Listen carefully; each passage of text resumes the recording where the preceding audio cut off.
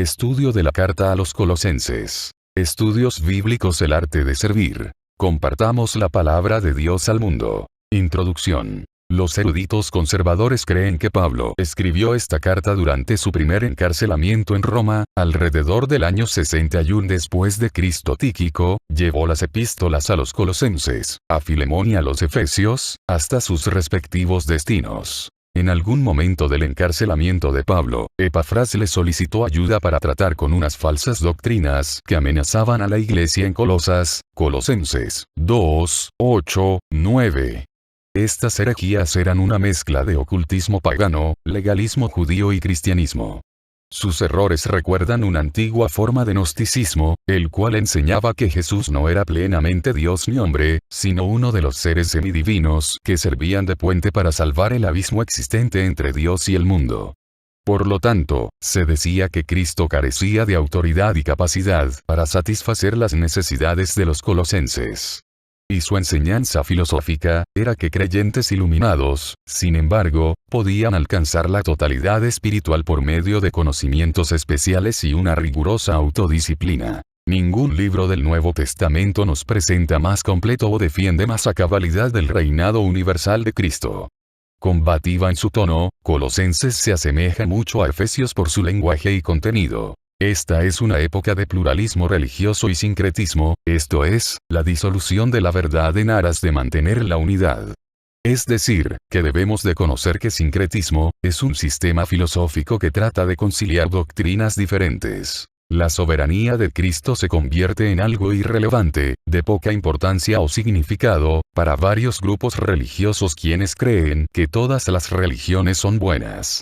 Su preeminencia es negada por otros que hacen del cristianismo un conjunto de creencias tomadas de distintas religiones. Usualmente celebrada como un avance frente al cristianismo apostólico, esta mezcla promete la autorrealización y la libertad sin que sea necesario rendirse a Cristo. Pablo escribió esta epístola con el cuádruple propósito. 1. Denunciar y refutar la herejía. 2. Instruir a los colosenses en la verdad y alertarlos de los peligros de regresar a los vicios paganos. 3. Expresar su interés personal por los creyentes. Y 4. Instarlos a fomentar la armonía y el amor mutuos. Iniciemos. Parte 1. Lectura bíblica. Colosenses 1. 1, 29. Bosquejo. 1.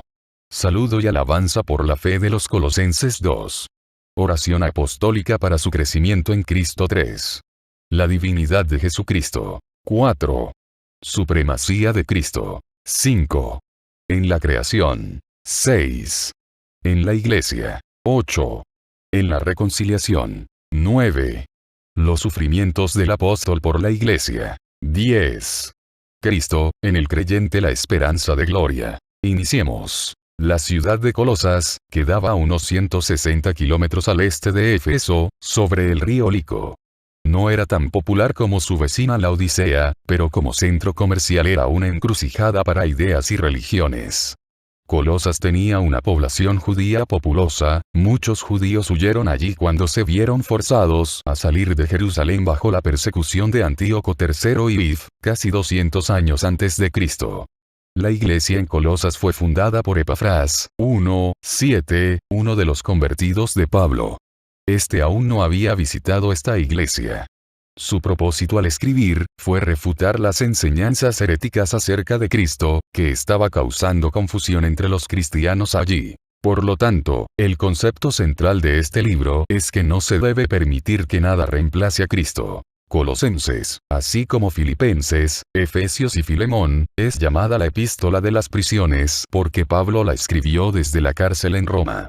Esta prisión fue en realidad una casa donde Pablo permaneció bajo custodia todo el tiempo, probablemente encadenado a un soldado, pero gozando de ciertas libertades que no se ofrecían a todos los presos. Se le permitió escribir cartas y recibir a cualquier visitante que él quisiera ver. 1.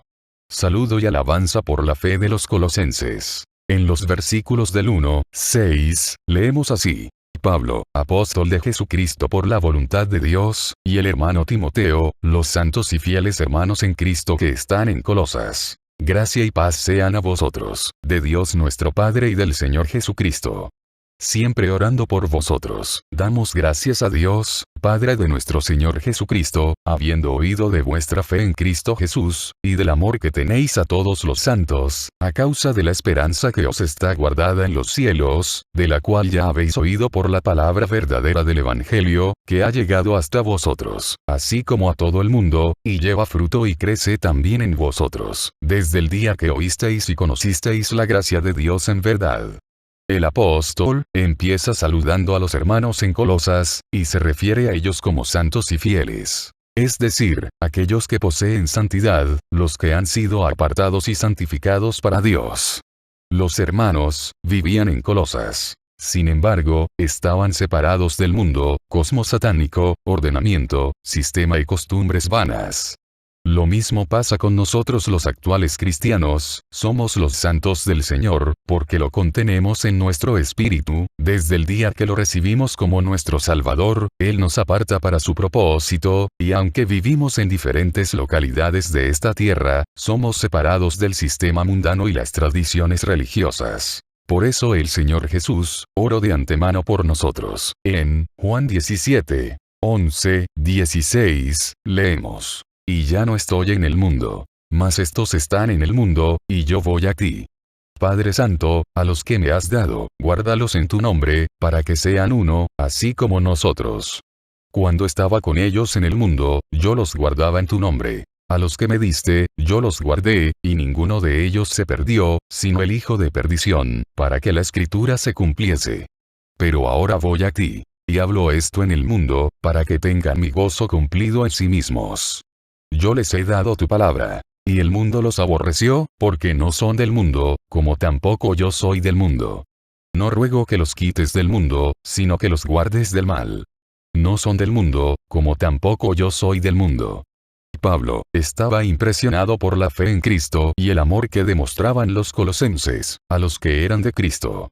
Y además, por el fruto producido por el Evangelio verdadero. Debemos de comprender, que donde se predica el Evangelio puro de Jesucristo, es la semilla del reino y por lo tanto debe de fructificar en todos aquellos que lo recibimos por la fe, con sencillez de corazón. La palabra de Dios no es solo para nuestra información, es también para nuestra transformación. Ser cristiano significa iniciar una nueva y total relación con Dios, no solo dar vuelta a una hoja o determinar hacer lo bueno. Los nuevos creyentes tienen un propósito cambiado, dirección, actitud y conducta diferentes. Ya no buscan más servirse a sí mismos, sino servir a Dios. Y no solo lleva fruto, sino que también crece y se multiplica hacia otros seres humanos. 2. Oración apostólica, para su crecimiento en Cristo. En los versículos 9 al 12, leemos. Por lo cual también nosotros, desde el día que lo oímos, no cesamos de orar por vosotros, y de pedir que seáis llenos del conocimiento de su voluntad en toda sabiduría e inteligencia espiritual, para que andéis como es digno del Señor, agradándole en todo, llevando fruto en toda buena obra, y creciendo en el conocimiento de Dios. Fortalecidos con todo poder, conforme a la potencia de su gloria, para toda paciencia y longanimidad. Con gozo dando gracias al Padre que nos hizo aptos para participar de la herencia de los santos en luz. Esta es una de las 4 oraciones más impresionantes y hermosas del apóstol Pablo por los hermanos, las otras las encontramos en Efesios 1, 16, 19, Efesios 3, 14, 19 y Filipenses 1, 9, 11. Esta oración apostólica por los hermanos, era para que fueran desarrollados o crecidos en la vida divina. Su oración por los colosenses tiene 2 dimensiones. Que debían ser llenos del conocimiento de la voluntad de Dios a través de la sabiduría espiritual y el entendimiento, y que debían llevar fruto en toda buena obra al crecer en el conocimiento de Dios. El conocimiento no existe solo para ser acumulado, debe darnos dirección para vivir. Pablo quiso que los colosenses fueran sabios, pero también que usaran su conocimiento. El conocimiento de Dios no es un secreto que solo algunos pueden descubrir, está disponible para todos. Dios no quiere que solo sepamos más acerca de Él, sino que también pongamos nuestras creencias en práctica ayudando a otros. La sabiduría y el entendimiento espirituales provienen del Espíritu de Dios, el cual está en nuestro espíritu, en contraste con la filosofía gnóstica, la cual está solamente en la mente humana entenebrecida. La sabiduría está en nuestro espíritu y sirve para que nosotros percibamos la voluntad eterna de Dios. El entendimiento espiritual está en nuestra mente, la cual ha sido renovada por el Espíritu Santo, y sirve para que entendamos e interpretemos lo que percibimos en nuestro espíritu. Algunas veces nos preguntamos cómo podemos orar por los hermanos, por los misioneros y líderes que no conocemos. Pablo, aunque no había visto a los colosenses, oró fielmente por ellos. Su oración nos enseña cómo orar por otros, sea que los conozcamos o no. Podemos pedir que ellos, 1. Comprendan la voluntad de Dios, 2. Obtengan sabiduría espiritual, 3. Agraden y honren a Dios, 4. Lleven buenos frutos, 5. Crezcan en el conocimiento de Dios, 6. Estén llenos de la fortaleza de Dios, 7. Tengan gran perseverancia y paciencia, 8. Estén llenos del gozo de Cristo y, 9. Sean siempre agradecidos. Todos los creyentes tenemos estas mismas necesidades básicas. Cuando no sepamos cómo orar por alguien, recordemos la forma en que Pablo oró por los colosenses, por los efesios, por los filipenses y por todos los santos. 3. La divinidad de Jesucristo. El versículo 15, dice: Él es la imagen del Dios invisible, el primogénito de toda creación. Esta es una de las declaraciones más firmes acerca de la naturaleza divina de Cristo dada a conocer en la Biblia. Cristo no es solo igual a Dios, Filipenses 2, 6, Él es Dios, Juan 10, 30, 38, 12, 45, 14, 11. Como imagen del Dios invisible, Él es la exacta representación de Dios. No solo refleja a Dios, sino que también nos revela a Dios, Juan 1, 18, 14, 9. Como primogénito de toda creación tiene la prioridad y autoridad como príncipe en la casa del rey. Vino del cielo, no del polvo de la tierra, 1 Corintios 15, 47, y es el Señor de todo, Romanos 9, 5, 10, 1113. Apocalipsis 1, 5. 17, 14. Él es completamente santo, Hebreos 7, 2628. 1 Pedro 1, 19. 2, 22. 1 Juan 3, 5, y tiene autoridad para juzgar al mundo, Romanos 2, 16. Segunda de Corintios 5, 10. Segunda de Timoteo 4, 1. Por lo tanto, es supremo sobre toda la creación, incluyendo el mundo espiritual. Nosotros, al igual que los creyentes de Colosas, debemos reconocer y creer en la deidad de Jesucristo, que Jesús es Dios, sino nuestra fe cristiana es hueca, mal dirigida y sin sentido. Esta es una verdad central en todo cristiano. Debemos oponernos a aquellos que dicen que Jesús es solo un profeta o un gran maestro. Los judíos dicen que Jehová es el primogénito de todo el mundo o de toda la creación, para significar que la ha producido o creado todas las cosas. A Cristo aquí se le llama lo mismo, y las palabras que siguen en los versículos 16 y 17 son la prueba de esto. La fraseología es judía, y como ellos la aplican al Ser Supremo meramente para denotar su preexistencia eterna y señalarlo como la causa de todas las cosas, es evidente que Pablo la usa de la misma manera. 4. Supremacía de Cristo. Supremacía, significa que es grado supremo en cualquier línea, altísimo, sin superior. Por ello, en los versículos del 16 al 23, consideraremos la supremacía de Cristo en cuanto a 1, la creación, 2, la iglesia y 3, en la reconciliación. En la creación. Con respecto a la supremacía de Cristo en la creación, leemos los versículos 16 y 17, los cuales dicen: porque en Él fueron creadas todas las cosas, las que hay en los cielos y las que hay en la tierra, visibles e invisibles. Sean tronos, sean dominios, sean principados, sean potestades. Todo fue creado por medio de Él y para Él.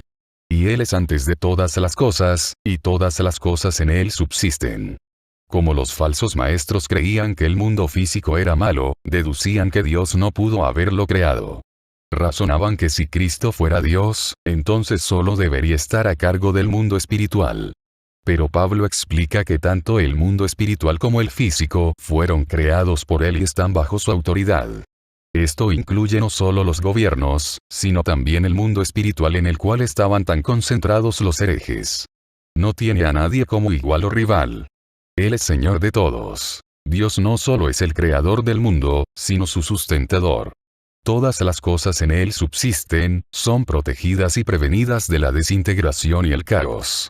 Debido a que Cristo es el sustentador de la vida, ninguno de nosotros se puede independizar de él. Todos sus siervos, somos los que debemos confiar en él para protección, cuidado y sustento. En la Iglesia. En cuanto a la supremacía de Cristo, refiriéndose a la Iglesia, leemos en los versículos 18 y 19, así. Y él es la cabeza del cuerpo que es la Iglesia, el que es el principio, el primogénito de entre los muertos, para que en todo tenga la preeminencia. Por cuanto agradó al Padre que en él habitase toda plenitud. La Iglesia, nosotros todos los redimidos, nacidos de nuevo por la regeneración por el Espíritu Santo, es su cuerpo. De la misma manera que la cabeza de un cuerpo humano forma un todo con el cuerpo, así Cristo es corporativamente uno en vida y destino con sus redimidos. El creyente entra a formar parte del cuerpo mediante el bautismo del Espíritu Santo, y Corintios 12, 13. Al mismo tiempo que se une a Cristo la cabeza, Romanos 6, 3, 4. Así como la cabeza dirige y controla todas las actividades del cuerpo humano, también Cristo debe de dirigir y controlar todas las actividades de la Iglesia, su cuerpo espiritual. Cristo es el primogénito entre los muertos. Jesús resucitó de la muerte y su resurrección prueba el señorío de Cristo sobre todo el mundo material. Todo aquel que confía en Cristo también vencerá a la muerte y resucitará para vivir eternamente con él. 1 Corintios 15, 20. 1 Tesalonicenses 4, 14. Por la muerte de Cristo en la cruz, él ha sido exaltado y elevado a la condición que le correspondía, véase Filipenses 2511. Ya que Cristo es Señor del universo, seguramente le daremos el primer lugar en todos nuestros pensamientos y actividades. En la reconciliación, los versículos 20 al 23, nos hablan de la supremacía de Cristo en cuanto a la reconciliación, leemos así. Y por medio de él reconciliar consigo todas las cosas, así las que están en la tierra como las que están en los cielos, haciendo la paz mediante la sangre de su cruz. Y a vosotros también, que erais en otro tiempo extraños y enemigos en vuestra mente, haciendo malas obras, ahora os ha reconciliado en su cuerpo de carne, por medio de la muerte, para presentaros santos y sin mancha e irreprensibles delante de él. Si en verdad permanecéis fundados y firmes en la fe, y sin moveros de la esperanza del Evangelio que habéis oído, el cual se predica en toda la creación que está debajo del cielo, del cual yo Pablo fui hecho ministro. La reconciliación, es la paz que Cristo establece entre Dios y el hombre. Este último estaba alejado y enemistado con Dios como resultado de la caída. La reconciliación, fue posible mediante la sangre, la muerte de Cristo, derramada en la cruz. El pecador logra reconciliarse por la obra del poder divino y pasa de un estado de hostilidad y adversidad con Dios, a un estado de entrega total y confiada, Romanos 5, 10. Y Corintios 5, 18, 20. La muerte de Cristo abre un camino para que todos puedan venir a Dios. Puso a un lado al pecado que nos impedía disfrutar de una relación correcta con nuestro Creador. Esto no significa que todos han sido salvos, sino que el camino ha sido abierto para todo aquel que confía en Cristo para ser salvo. Podemos tener paz con Dios y reconciliarnos al aceptar a Cristo, que murió en nuestro lugar. Debido a que éramos extraños de Dios, desconocíamos su manera de pensar y éramos enemigos en nuestra mente. El pecado arruinó nuestra manera de pensar respecto a Dios. Una forma equivocada de pensar nos conduce a pecar, lo que pervierte y destruye nuestros pensamientos acerca de Él. Nadie es lo suficientemente bueno para salvarse a sí mismo. Si queremos vivir por la eternidad con Cristo, debemos depender totalmente de la gracia de Dios. Esto es cierto, seamos homicidas o sinceros ciudadanos laboriosos. Todos hemos pecado una y otra vez, y cualquier pecado es suficiente para que nos motive a venir a Jesucristo para nuestra salvación y vida eterna. Aparte de Cristo, no hay forma de que nuestros pecados sean perdonados o quitados. La forma de ser libres de la condenación eterna, es confiar que Cristo la quitó de en medio a través de su muerte y resurrección. Debemos permanecer fundados y firmes en la verdad del Evangelio, poniendo nuestra confianza sola en Jesús para que perdone nuestros pecados, nos presente justos delante de Dios y nos dé el poder suficiente para vivir como Él quiere que lo hagamos. Cuando el juez de una corte declara al defendido inocente, es porque ha sido absuelto de todos los cargos. Legalmente, es como si la persona nunca hubiera sido acusada. Cuando Dios perdona nuestros pecados, nuestros antecedentes son limpiados. Desde su perspectiva, es como si nunca hubiéramos pecado. Esta es la solución de Dios, y está a disposición suya. No importa qué es lo que haya hecho o cómo haya sido, el perdón de Dios es para todo aquel que cree en Él. Juan 3, 16. 5. Los sufrimientos del apóstol por la iglesia. En los versículos 24 y 25 encontramos los sufrimientos del apóstol por la iglesia, y dicen así: Ahora me gozo en lo que padezco por vosotros, y cumplo en mi carne lo que falta de las aflicciones de Cristo por su cuerpo, que es la iglesia, de la cual fui hecho ministro, según la administración de Dios que me fue dada para con vosotros, para que anuncie cumplidamente la palabra de Dios. Cuando Pablo dice, cumplo en mi carne lo que falta de las aflicciones de Cristo, no dice que la muerte de Cristo fue insuficiente para salvarnos, tampoco dice que haya una cantidad predeterminada de sufrimiento que deba ser pagada por todos los creyentes. Pablo afirma simplemente que el sufrimiento es inevitable cuando las buenas nuevas de Cristo se llevan al mundo. A esto se le llama los sufrimientos de Cristo, porque todos los cristianos están unidos a Él. Cuando sufrimos, Cristo lo siente con nosotros. Pero este sufrimiento puede ser soportado con gozo porque cambia vidas y conduce personas al reino de Dios. Por ello, debemos de considerar que Pablo siempre daba a todos los cristianos la exhortación que encontramos en Hechos 14. 19, 22. Entonces vinieron unos judíos de Antioquía y de Iconio, que persuadieron a la multitud, y habiendo apedreado a Pablo, le arrastraron fuera de la ciudad, pensando que estaba muerto. Pero rodeándole los discípulos, se levantó y entró en la ciudad. Y al día siguiente salió con Bernabé para Derbe. Y después de anunciar el evangelio a aquella ciudad y de hacer muchos discípulos, volvieron a Listra, a Iconio y a Antioquía, confirmando los ánimos de los discípulos, exhortándoles a que permaneciesen en la fe, y diciéndoles: es necesario que a través de muchas tribulaciones entremos en el reino de Dios. Así también, debemos de considerar para nuestra edificación la lectura de Filipenses 1. 29,30 juntamente con las palabras del Señor Jesús en San Juan 16, 33, que dicen: estas cosas os he hablado para que en mí tengáis paz. En el mundo tendréis aflicción. Pero confiad, yo he vencido al mundo. Cristo, en el creyente la esperanza de gloria. Leemos en los versículos 26 y 27, así: el misterio que había estado oculto desde los siglos y edades, pero que ahora ha sido manifestado a sus santos, a quienes Dios quiso dar a conocer las riquezas de la gloria de este misterio entre los gentiles, que es Cristo en vosotros, la esperanza de gloria. La esencia del mensaje de Pablo en esta epístola, es que el Cristo crucificado, resucitado y ascendido y glorificado es la esperanza, tanto del judío como del gentil. Ese Cristo glorioso, ahora después de haber efectuado el proceso de la redención, es el Espíritu vivificante, y Corintios 15, 45, y mora en el creyente. Cuando Cristo habita en el corazón del creyente, éste cuenta con la esperanza de gloria. Desde el momento en que el creyente se identifica con Él, es hecho uno con Él, 1 Corintios 6, 17, tanto en la vida como en el glorioso destino futuro.